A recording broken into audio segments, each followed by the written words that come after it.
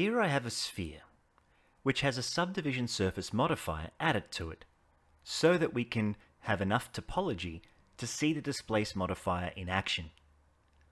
If we need more detail at any time, this will allow us to increase topology quickly, or dial it back should our machines begin to lag. Let's add the displace modifier to the sphere. The sphere appears to grow slightly as we have not yet assigned a texture to affect the displacement of the mesh. Currently, only the mid-level setting is affecting the displacement. We'll click on New, and to the right of this texture bar setting, we can shortcut to our texture properties. Here, let's assign a procedural texture.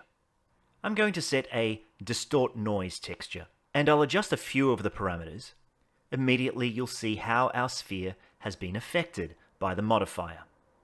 Let's go back to our modifier properties. Some of the controls that were grayed out earlier are now active. The coordinates dictate which system the texture will displace the surface of the mesh. Local means that the texture moves, scales, and rotates along with the object. The global coordinate system means that if we move the object, it actually moves through the texture which exists in a three-dimensional cloud. If we change the coordinate system to object, then we can select an object which can move the origin of the texture. I'll assign this empty as that object. Now when I move, rotate, and scale the empty, it's almost as if what was happening with the global coordinate system is happening in reverse.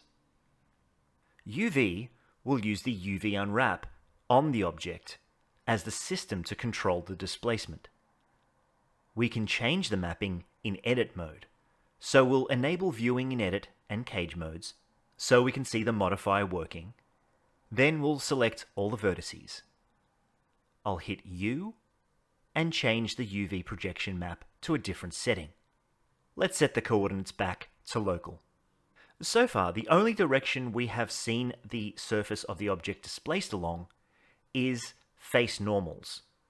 We can displace the object in the X, Y, or Z axis.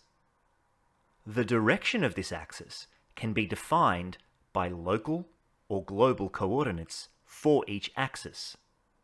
If the object was rotated in an arbitrary direction, local would lock the displacement along the object's own x-axis, and global would override this, constraining the displacement to the global x-axis.